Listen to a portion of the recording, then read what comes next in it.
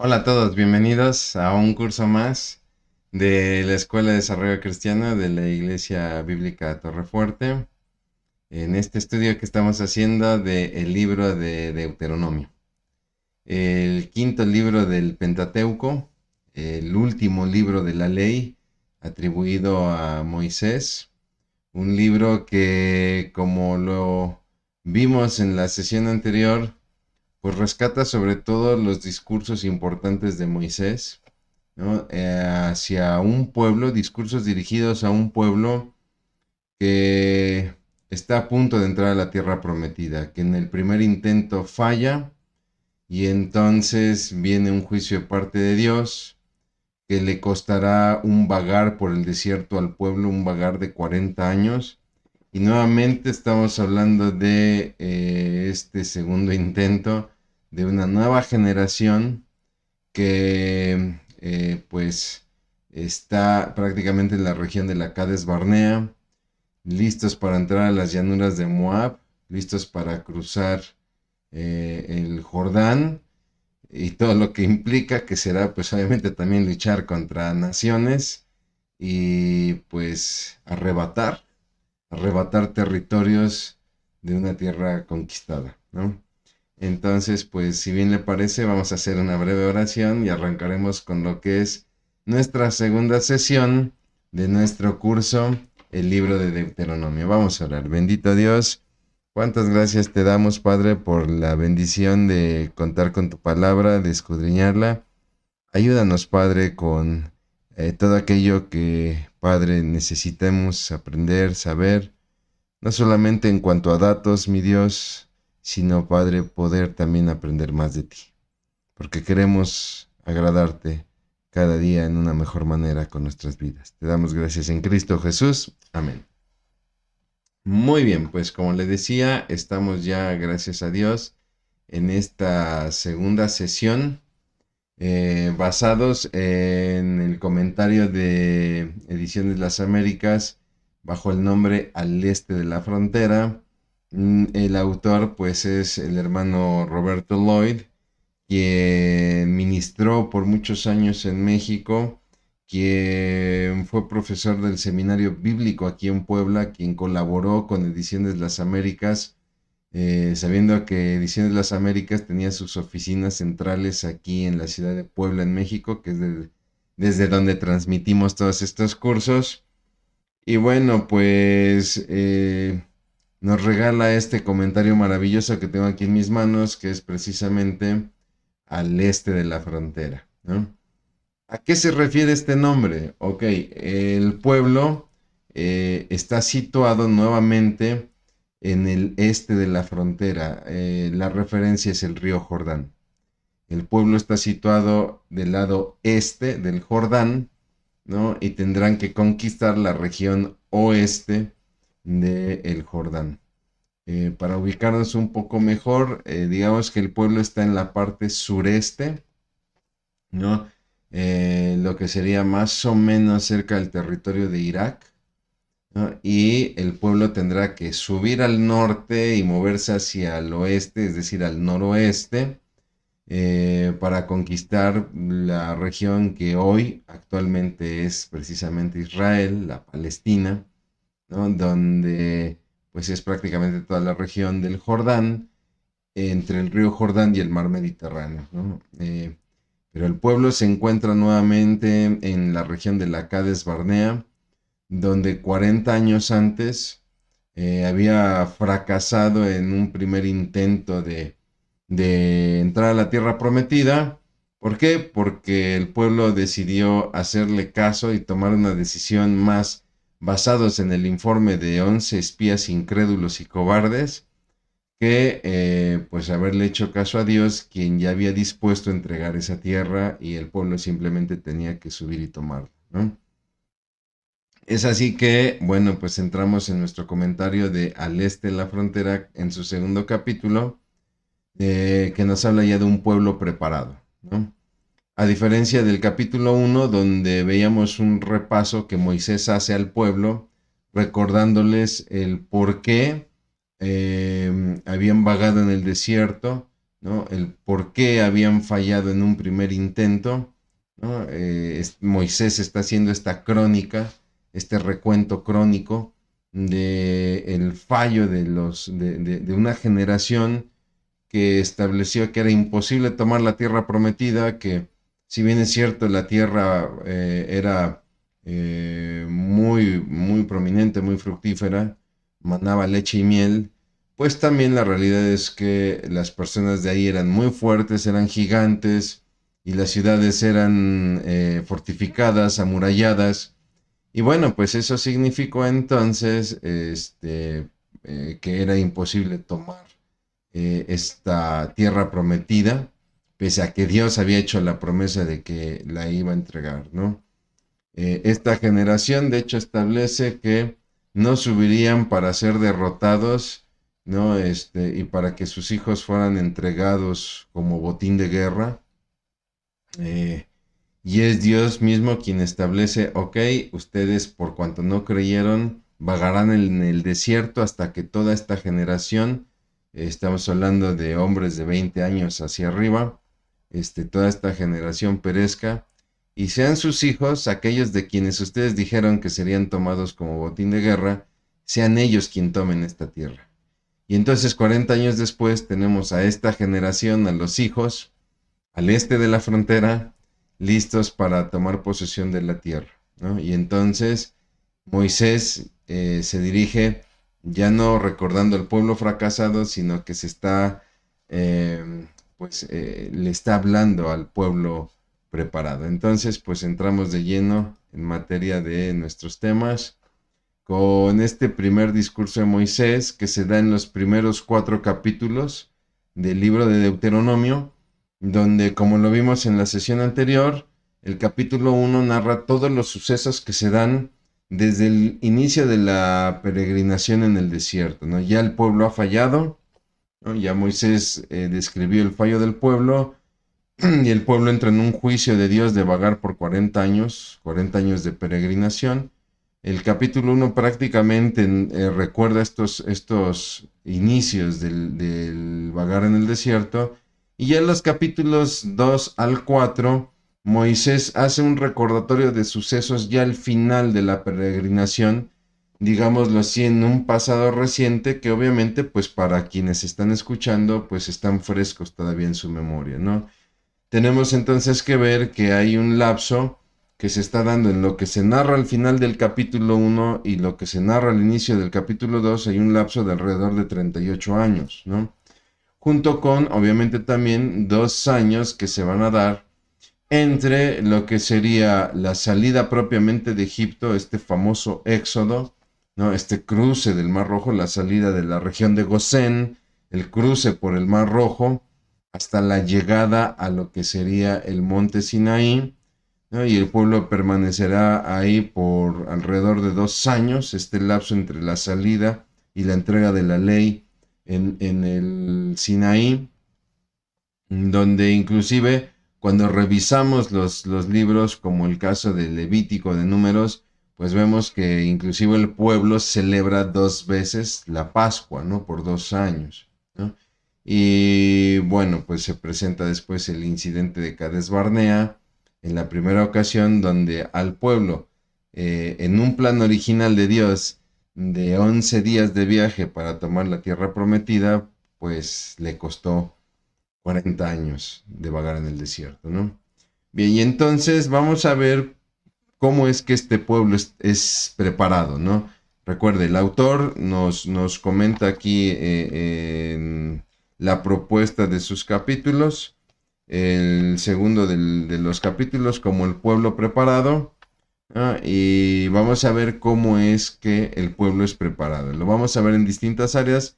La primera de ellas, pues la puede ver usted aquí en el subtítulo que coloco aquí abajo de mí, que es la preparación militar, que prácticamente se da en todo el capítulo 2 y los primeros versículos del capítulo 3, donde el pueblo tiene que aprender que solamente puede hacer la guerra contra pueblos indicados por Dios. No debía salir a la guerra contra cualquier pueblo que se le atravesara, ¿no? Sino solamente contra aquellos pueblos que Dios les indicare. Y esto es una lección de la soberanía de Dios en los asuntos militares. Dios es soberano. ¿Qué significa que Dios es soberano? Que Dios no le pide permiso a nadie ni le entrega cuentas de lo que hace a nadie, ¿no? Él no pide permiso ni entrega cuentas. ¿Por qué? Porque Él es el soberano. Él es el absoluto que no necesita permiso de nadie, ¿no? Y cuando nosotros en nuestra vida hablamos de un Dios soberano, tenemos que entender que su soberanía es total. No se trata de que Dios es soberano en mi vida nada más los domingos que asisto a la iglesia, ¿no? Ya de lunes al sábado, pues yo me haré cargo, ¿no? Si yo en verdad quiero entregar mi vida a Dios, yo tengo que entender que Dios es soberano en mi vida, es decir, Él no me va a pedir permiso, Él no me va a entregar cuentas de lo que hace en mi vida, ¿no? Y lo va a hacer 24/7, lo va a hacer en todo tiempo y en todas las áreas, ¿no? No puedo decir que Dios es soberano en mi vida espiritual, pero en el área del entretenimiento, pues yo decido qué ver y qué no ver y en qué entretenerme y en qué no, a qué fiestas asistir y a qué no, porque entonces estoy atentando contra la soberanía de Dios. Y vamos a ver que entonces el pueblo será instruido en qué naciones no atacar y prácticamente rescatamos a tres. La primera es Edom, que en la Biblia es conocida también como Seir, ¿no? Y son los descendientes de Esaú, el hermano de Jacob. Se recordará esta historia donde Isaac tiene a dos hijos, Esaú y Jacob, donde Isaac ya está por morir, ¿no? Ya es muy viejo y entonces le pide a Esaú, su hijo, que vaya a cazar algo para bendecirle, ¿no? Y sabemos la historia, usted la puede revisar en Génesis. Jacob se hace pasar por Esaú para tener la bendición de la primogenitura. Y bueno, esos son estos hermanos, ¿no? Entonces Dios le pide a Israel que no ataque a Edom. ¿Por qué? Porque es una nación hermanada, ¿no? Y aparte porque el territorio que ocupa Edom no era parte de la tierra prometida. Hoy en día, la región de Edom, para darnos una idea, es donde se encuentra ubicada la antigua ciudad de Petra, ¿no? Ahí esa es la región de Edom que no formaba parte del plan de Dios de la tierra prometida que le entregaría a Israel.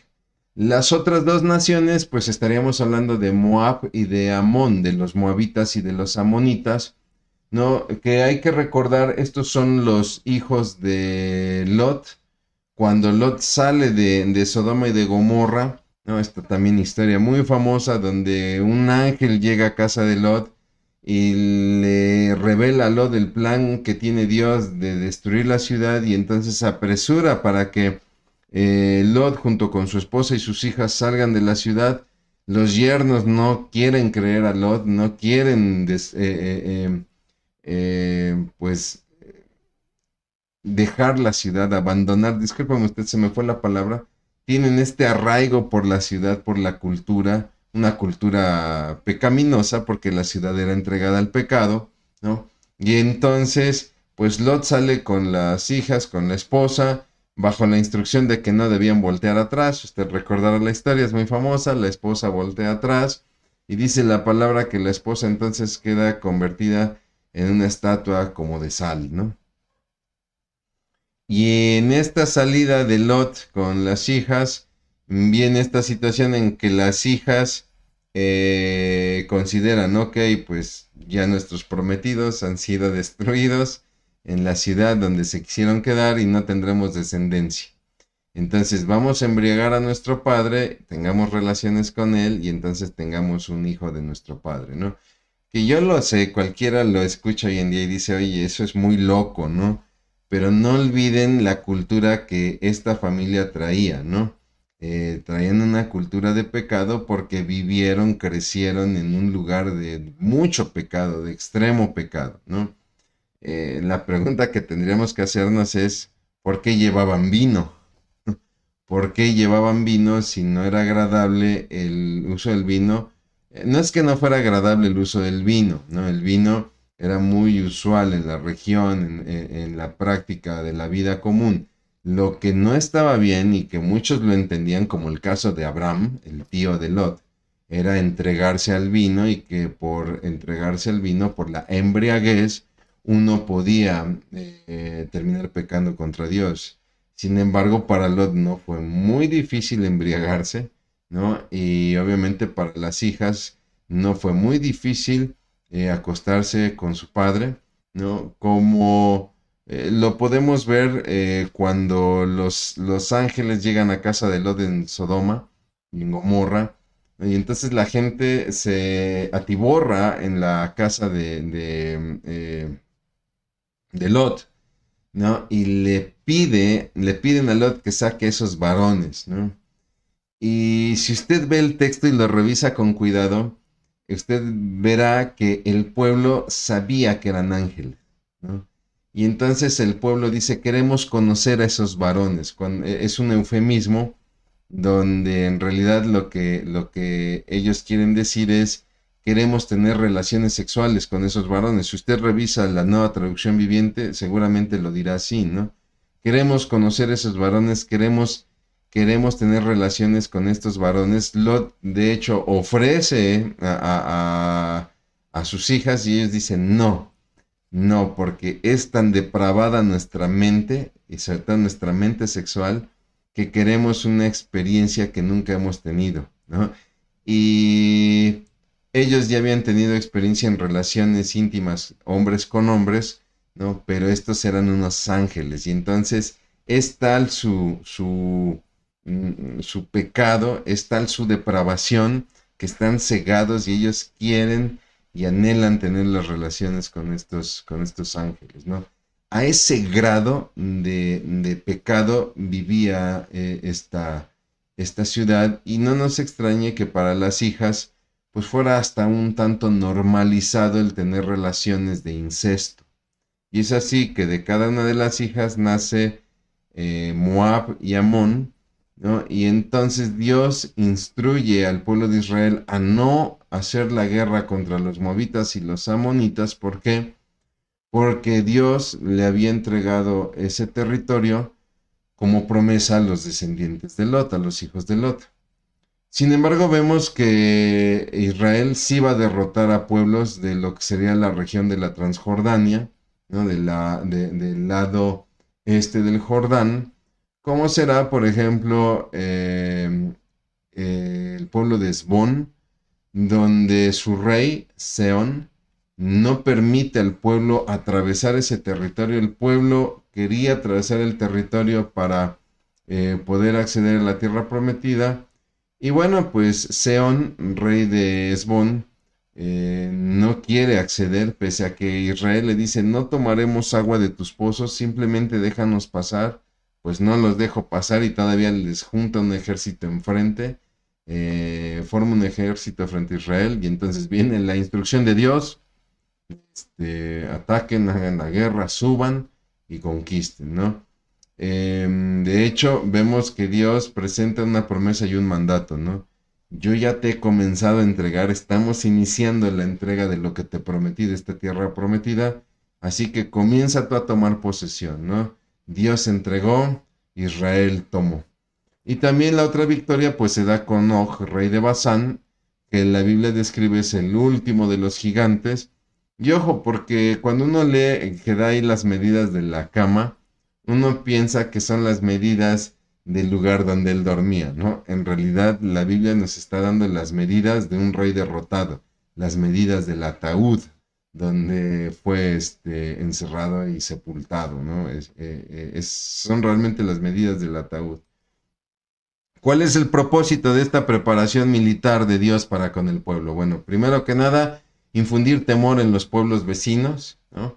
Y de hecho vemos que ya muchos pueblos, antes de que Israel tomara posesión, ya muchos pueblos estaban atemorizados. De ahí viene una historia muy famosa en el libro de Números, que es la de Balac, que contrata a Balaam para maldecir al pueblo. ¿Por qué? Porque ya había temor, ¿no? Ya Israel, este pueblo nómada, que tenía fama por haber salido de Egipto, de una de las naciones más poderosas, pues resulta que empieza a conquistar a pueblos importantes, ¿no? Como el caso de Esbón, como el caso de Basán. El otro propósito pues es también animar el corazón de los israelitas, porque cuando ellos probaran el sabor de la victoria, ellos podrían tener la convicción de que el Señor estaba cumpliendo sus promesas y no tenían por qué temer a los enemigos. Y el tercer propósito pues también, como veíamos al principio, es reconocer la soberanía de Dios, sobre todo en el área militar, en el área de la guerra, donde el pueblo debe de entender que la victoria siempre era de Dios, ¿no? Jehová vuestro Dios, Él es el que pelea por vosotros, Él es el que va delante de vosotros, Él es el que te dará la victoria en tu diestra. ¿Por qué? Porque la victoria le pertenece a Dios. Y entonces entramos a lo que sería la preparación administrativa, ¿no? Estamos hablando prácticamente el cuerpo de los capítulos 3 y 4, donde, ojo, pues no solamente se trata de entrar a una tierra prometida por ocupar un territorio, ¿no? Sino que estamos hablando también de entrar a una nueva dinámica de vida, a un nuevo estilo de vida que se tendrá que ver reflejado en su estilo social, político, económico. Es decir, Israel tendrá que adaptarse a un nuevo sistema administrativo, de ahí que vendrá la preparación administrativa. Si Israel no entraba en esta transición de un pueblo nómada a un pueblo sedentario, y no estamos hablando de una tribu cualquiera sedentaria, sino una tribu nómada que ahora ocupará naciones con grandes construcciones, con grande agricultura, etcétera, ¿no? Donde si no estaban conscientes de lo que iba a suceder, iban a correr el riesgo de caer en la anarquía, ¿no? Es decir, cuando no reconozco una autoridad y me gobierno yo por mí mismo, ¿no? Que terminará sucediendo en el tiempo de los jueces, ¿no? Israel será desobediente y en el tiempo de los jueces, nos dice el libro de jueces, no había rey en Israel y cada quien hacía lo que bien le parecía. Y ahí la anarquía, ¿no? De hecho, es aquí donde se da la repartición de las tierras del lado del lado oriental del río Jordán, a Rubén, a la tribu de Gad y a la media tribu de Manasés, ¿no?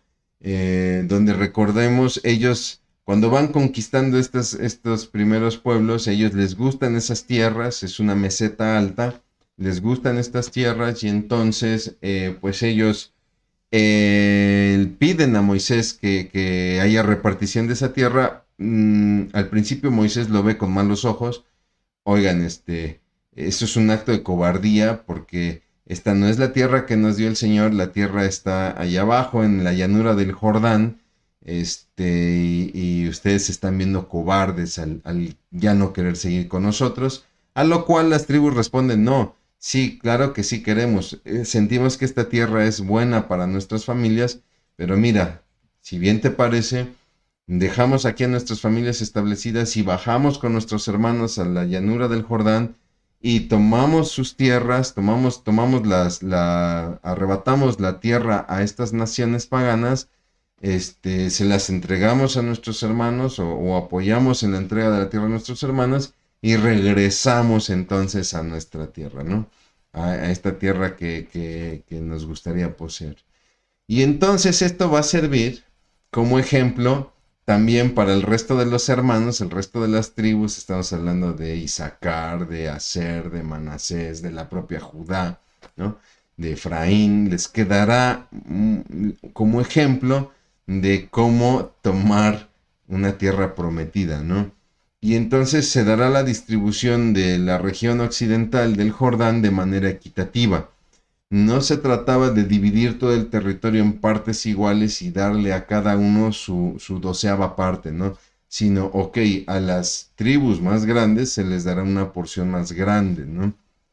Y bueno, esto sucede en el lado occidental, perdón, en el lado oriental del Jordán, como ejemplo de lo que sucederá en el lado, ahora sí, occidental, ¿no? Es así entonces que tanto Rubén, Gad y la media tribu de Manasés, ¿no? Van a pelear con sus hermanos son instruidos. Moisés les dice, ok, pero tienen que ir con sus hermanos para lograr la conquista que Dios ha dado, que Dios ha prometido, ¿no? ¿Por qué? Porque el pueblo tenía que aprender, mis hermanos, que la conquista era del pueblo, la conquista, la promesa y la conquista eran de un Dios para el pueblo de Israel, no de unas cuantas tribus. Y esto creo yo es importante que también lo llevemos a nuestra vida, donde muchas veces en nuestra vida cristiana, en nuestro cristianismo, tratamos de arrebatar o de conquistar o de ganar victorias como llaneros solitarios, ¿no? Y entonces somos aquellas personas que predicamos por nuestra cuenta, que abrimos una célula de estudio por nuestra cuenta, etcétera, y sin darnos cuenta empezamos a trabajar de maneras independientes que pueden afectar a la iglesia.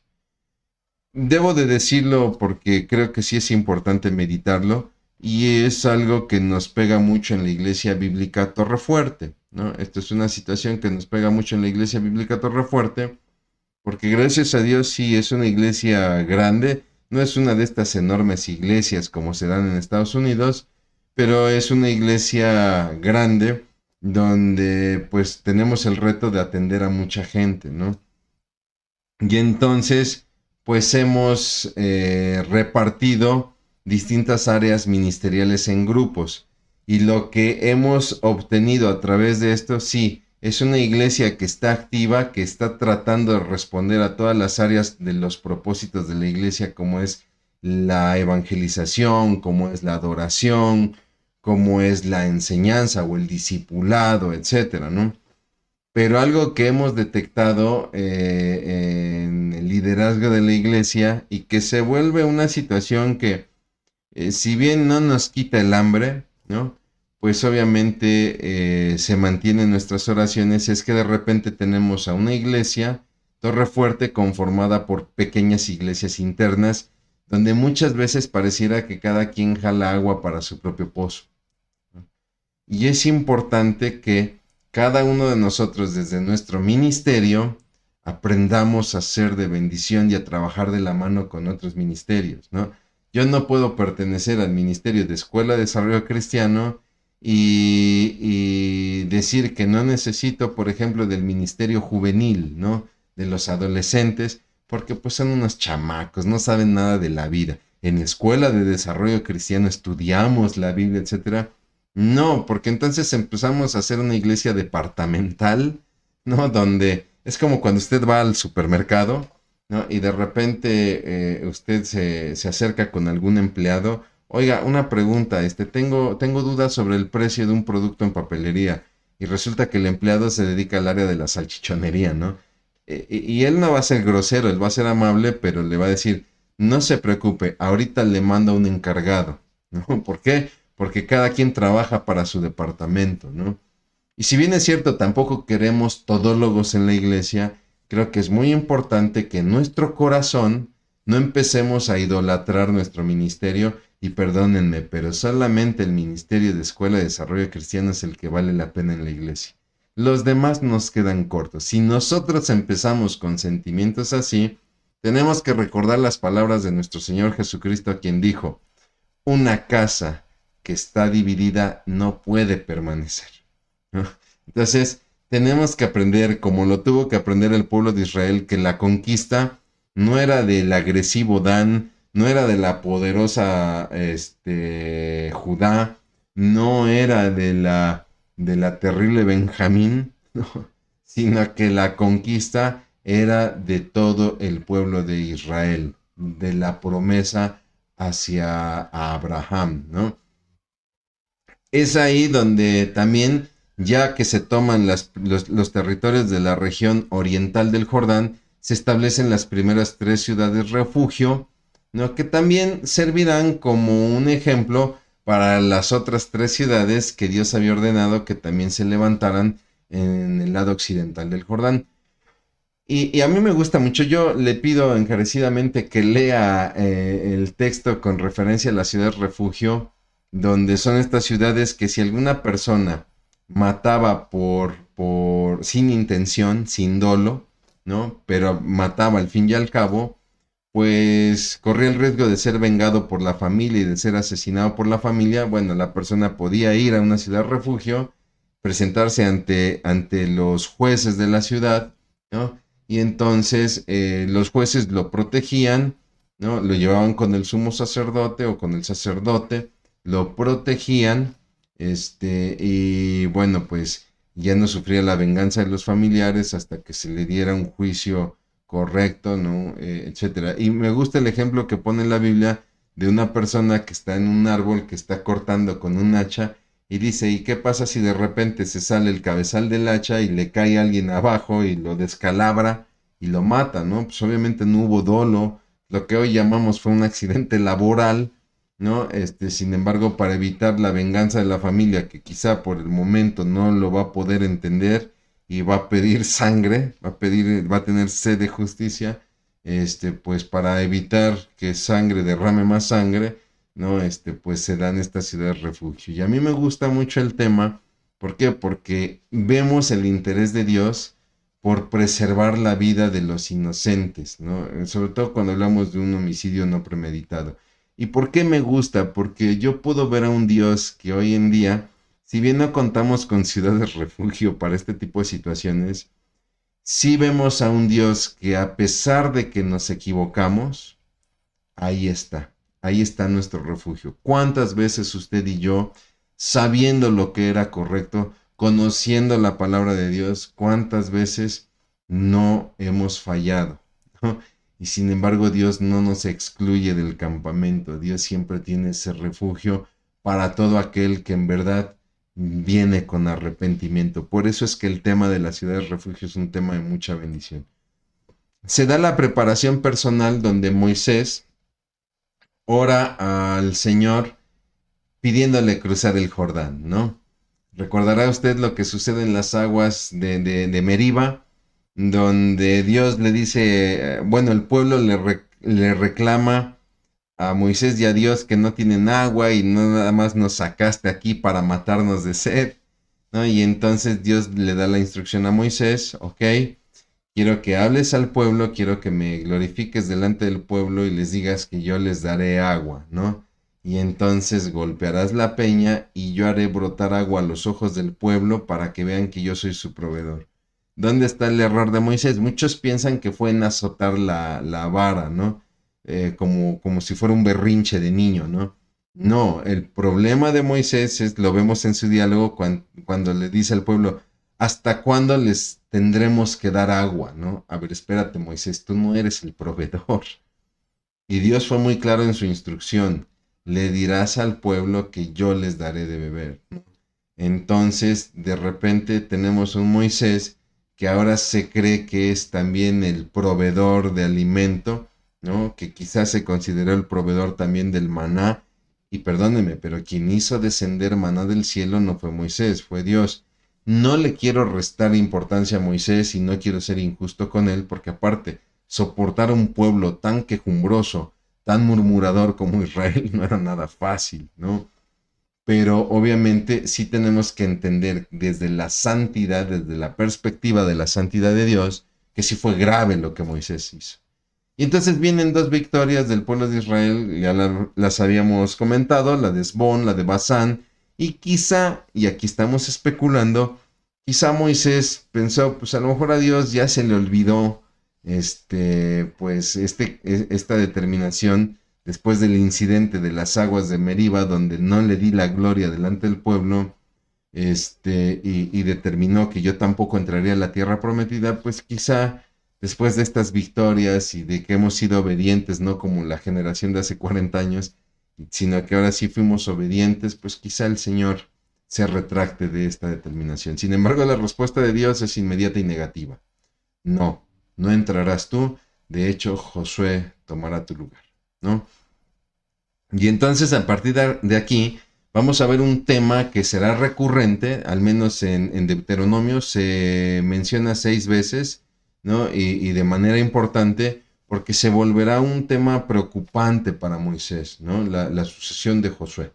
La sucesión de Josué será un tema, será el tema para Moisés, ¿no? Y no se trata de que Moisés esté presentando una queja contra Dios. Dios no me dejó entrar pese a que yo llevé a su pueblo. No, nunca, nunca se percibe eso. Si leemos el libro desde la situación que se da en el libro de Números y en el Deuteronomio, también lo narra el libro de Éxodo, de hecho. No es una situación en la cual Moisés se está quejando de una injusticia de parte de Dios, ¿no?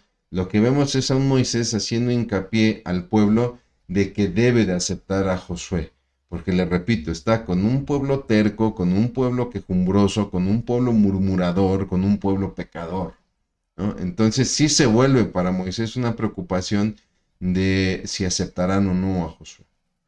Entonces, Dios responde a Moisés y al pueblo acerca de su control soberano. Y como veíamos en la sesión anterior, sobre todo en la revelación de las palabras Jehová tu Dios, ¿no?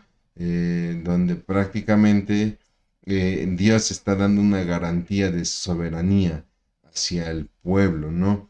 Veíamos también la sesión pasada, Jehová, Dios del pacto, ¿no? El Jehová, el Señor del pacto. Jehová, ¿no? El que es por sí mismo, que no depende de nadie, pero también que es el todopoderoso, el Elohim, ¿no? El que todo lo puede, el magnífico, ¿no? Y que tiene un pacto que no olvida, ¿no? ¿Qué mayor garantía podríamos tener que esta que Dios está ofreciendo? Que Dios nos diga, mira, yo soy el que soy. No dependo de nadie, no necesito de la existencia de algo más para yo existir. Todas las cosas subsisten gracias a mí, ¿sale? Ese soy yo. Y no solamente eso, sino que tengo todo el poder, ¿no? Soy todopoderoso. Y cuando digo todo el poder es todo el poder. Pero ¿qué crees? Que yo quiero hacer un pacto contigo, quiero vivir una vida relacionada contigo, una relación íntima, una relación sincera contigo. ¿Usted cree que Dios le va a fallar? ¿Usted cree que Dios le va a traicionar? Porque eso nos puede suceder inclusive hasta con nuestra pareja sentimental, nos puede suceder con los hijos. Es fácil que los hijos nos puedan defraudar, nos puedan traicionar, o amigos o compañeros en el trabajo, pero Dios no lo va a hacer. Y eso es lo que Dios responde ante esta inquietud tanto de Moisés como también del mismo pueblo. Viene la preparación espiritual, donde prácticamente llegamos al clímax del primer discurso de Moisés, donde ante todo lo que Dios ha indicado, pues viene la pregunta de oro, ¿no? ¿Cómo debe responder el pueblo? Y entonces, pues se da una respuesta en 3 instrucciones. Número 1, obedezcan, ¿no? Y esto es a través de la palabra oye. ¿Por qué? Porque el que oye obedece. En el libro de Deuteronomio vamos a ver mucho este juego de palabras. El que oye la ley, el que oye la palabra, entendiéndose que la obedece, ¿no? Entonces, hay que obedecer la ley, ¿no? Hay que escuchar la ley, hay que obedecerla sin agregarle ni quitarle nada a los mandatos.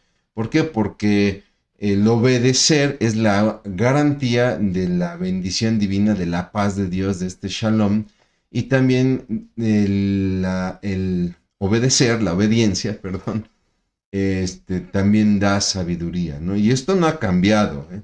No nos quedemos con esta idea de que sí, pero era el Antiguo Testamento. Esto no ha cambiado, mi hermano, mi hermana. Si tú y yo obedecemos los mandatos de Cristo, sin agregarle, sin quitarle, nosotros vamos a vivir una vida de bendición, de paz de Dios en esta vida. Una vida de bendición no es que vas a tener coche nuevo, casa nueva, ni prosperidad económica. No, no. Quizá podemos ser los pobres más pobres, pero con mucha paz de Dios, no paz interior y de estas ondas de karma y esto. No, estamos hablando de la verdadera paz, de la que habló el Señor Jesucristo. De esta paz no como la que da el mundo, sino la que Él mismo da, ¿no? Y también cuando uno se vuelve obediente, mi hermano, usted podrá estudiar muchos cursos de la Escuela de Desarrollo Cristiano, usted podrá leer la Biblia 500 veces. Si usted no es obediente, nunca va a tener sabiduría. Si usted y yo no obedecemos a Dios, no obedecemos los mandatos de Dios, no obedecemos la dirección de Cristo en nuestras vidas, podremos subrayar, no sé, 30 Biblias, leer 30 versiones diferentes y tomar cursos de hermenéutica y de apologética, lo que usted quiera, simplemente vamos a tener mucho conocimiento, no lo niego, pero lo que importa en la vida es tener sabiduría, es decir, decisiones correctas que glorifican a Dios. Las naciones paganas, de hecho, también observarían esta obediencia del pueblo hacia un Dios santo, no, hacia un Dios justo, y entonces inclusive hasta los incrédulos paganos serán atraídos a Dios, ¿no? También el pueblo debe de responder, número 2, recordando. Recuerden, y Moisés les recuerda, de ahí la razón de los discursos de Moisés, lo vivido en el Sinaí, y les invita al pueblo a enseñarlo a los hijos, ¿no? Y entonces Moisés también les hace hincapié en dos elementos que se dieron en el Sinaí, que fue el fuego y el pacto, ¿no? El fuego que representa la omnipotencia de Dios y también su trascendencia. Dios es más grande que su creación, ¿no? Dios no está sujeto a la creación, Dios sobrepasa su creación, es superior a ella, pero este Dios que es todopoderoso y que no está limitado a su creación, es un Dios que quiere tener una relación cercana contigo y conmigo, ¿no? El pacto. Y eviten la idolatría. Esa sería la tercera indicación. Eviten la idolatría. Y aquí Moisés va a hacer, hagan de cuenta, un estudio expositivo del segundo mandamiento de los 10 que se ven ahí en Éxodo 20, ¿no? Respecto a la idolatría. Esto que dice que no nos hagamos imágenes, ¿no? De cosa alguna, del cielo, de la tierra o debajo de la tierra, ¿no?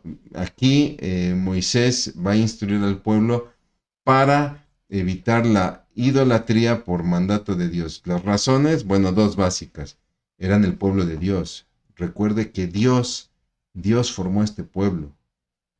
Dios formó este pueblo. Este pueblo fue parte de una promesa. Dios liberó también este pueblo. Un pueblo especial porque es un pueblo que cree solamente en un Dios, a diferencia de sus vecinos polígamos, ¿no? Perdón, no polígamos, también eran polígamos, ¿no? Politeístas, ¿no? Y la otra razón por la cual no se debe caer en idolatría, pues es por el carácter de Dios, porque Dios es santo, ¿no? Y estas dos razones siguen vigentes, mi hermano, mi hermana. Tú y yo, como cristianos, no debemos caer en la idolatría. Y no estoy hablando del altar, del santito, de la veladora, no. Que es parte de idolatría, pero también puede haber una idolatría en nuestro corazón por nuestros hijos, ¿no? Es que mi hijo es campeón del equipo de americano de la universidad, tal, ¿no? Y yo termino haciendo todo lo que dice mi hijo porque es mi wow, ¿no? O de repente tus estudios profesionales, mi maestría, mi doctorado, sin darte cuenta empiezan a ocupar en tu corazón el trono que solamente le pertenece a Dios. No lo debes de hacer. ¿Por qué? Porque tú eres hijo de Dios, eres parte de un pueblo especial, Pedro le llama el linaje escogido, y por el carácter de Dios, porque Dios es el mismo ayer, hoy y siempre, y Dios es santo. Por lo tanto, tenemos que ser santos. Y bueno, continuando, se nos presentan cuatro cualidades, perdón, del carácter de Dios, como es su trascendencia, ¿no?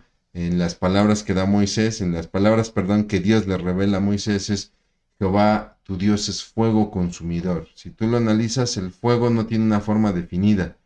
Y cuando Dios se revela a través del fuego, pues no podemos hacer como una imagen definida porque el fuego no tiene forma y esto evita la idolatría y el fuego no se puede contener.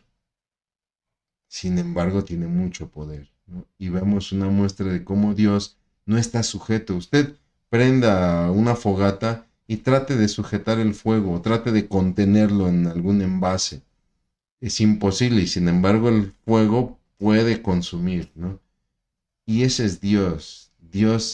A Dios nada lo puede contener, es no contingente, ¿no? Pero también es celoso, porque dice Dios celoso, tu Dios es un Dios celoso. Y no estamos hablando de estos celos humanos producto de la inseguridad, ¿no? Es que no sé si me está engañando, no sé si realmente me quiere mi pareja, etcétera, ¿no? O por inestabilidades, perdón, emocionales, ¿no? No, no, no.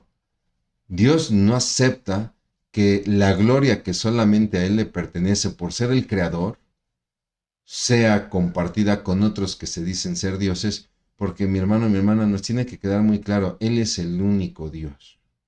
También una de sus cualidades es la misericordia, la compasión, porque Dios misericordioso es Jehová tu Dios. Y Dios es fiel a su pacto aun cuando nosotros fallamos. Y Él es fiel aún a pesar de nuestras fallas. ¿Por qué? Porque Él tiene misericordia. Él es la misericordia. Y número 4, la inminencia de Dios. Es decir, Dios está presente en todo tiempo y en todo espacio, ¿no? No solamente estamos hablando de la omnipresencia como Dios presente en todo lugar, sino también en todo tiempo. Por lo que aún, a pesar de la grandeza que tiene Dios, y esto es la inminencia, Dios está cerca. Si yo le dejara de tarea, mi hermano, de tarea, por favor, para la próxima semana, necesito que grabe usted un video con un testimonio del presidente de la República, donde el presidente dé un testimonio acerca de usted. Que salga el presidente en un video. Es para mí un gusto saludarles a todos, a todo el pueblo de México, ¿no? Y bueno, yo quiero mandar un saludo a mi amigo del alma, Alejandro Luna, que es una persona, pues no sé, muy agradable, ¿no? No sé si soy agradable, pero es muy difícil conseguir un video del presidente de la República, de México, de la República Mexicana. Es muy difícil tener contacto, ¿no? Por la figura que representa el presidente. No quiero decir que sea imposible, ¿no? Igual y la próxima semana o en 3 semanas me llega el correo con el video. Ahí está, mi hermano, si te lo conseguí, ¿no? No digo que sea imposible, pero seamos sinceros, es muy difícil. Es muy difícil que tú asistas al concierto de alguien famoso, ¿no? Y esta persona te ve desde el escenario y te invita a subir al escenario. No digo que sea imposible, pero es muy difícil. Discúlpeme, pero ni el presidente, ni el artista, ni el deportista famoso tienen la grandeza de Dios. Y sin embargo, Dios está con nosotros, está aquí junto, está cerca, está en mi corazón. Y esa es la inminencia de Dios. Y bueno, mis hermanos, pues para terminar con unas preguntas para reflexionar. ¿Usted logra comprender que todo lo que ha logrado en realidad ha sido otorgado por Dios a quien le pertenece la victoria? Como esta preparación militar para con el pueblo donde Dios tenía que demostrarles su soberanía, ¿no? Dios decide la lucha y Él da la victoria. En nuestra vida, en realidad, le hemos otorgado a Dios cada una de nuestras victorias o seguimos pensando que fue gracias a nuestro esfuerzo, gracias a nuestra astucia. ¿Usted opera en su ministerio como iglesia o trabaja de manera individual? ¿O trabaja en su pequeño equipo? No, es que yo con mi pastor de alabanza y lo que digan otros pastores no me importa porque yo sigo a mi pastor de alabanza. No, es que el de la Escuela de Desarrollo Cristiano. Ese es el ministerio que en realidad vale. ¿En serio? ¿Lo hacemos así? Porque si es eso, necesitamos empezar a operar como la iglesia de Cristo. ¿Usted logra traer a los inconversos a Dios a través de su vida? Porque ese era un propósito de Dios para el pueblo de Israel, que a través de su vida justa y santa, obediente a la ley, las naciones paganas se acercaran a Dios.